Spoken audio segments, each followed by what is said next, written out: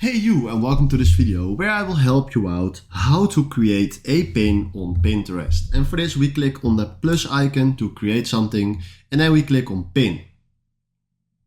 Right now he will send us to our photo gallery, and right now if we click on the photo just right here, we can go further with one photo. You can also click on more photos, but for now I want to use one photo. So we click then on next.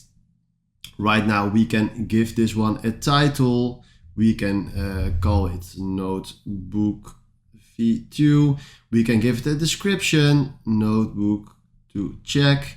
Now you can add a link if you want to, so something from TikTok, YouTube, Instagram, yeah, what you prefer. And after this we click on create. Now he's uploading it, and right now if I click on view, we just created a pin. And if I go back and go to saved, and then we click on pins, you see that I just created a pin like here. Yes? And if I refresh this page, oh sorry, here's it. This is the pin that I just created, and this is exactly how you can create a pin on Pinterest.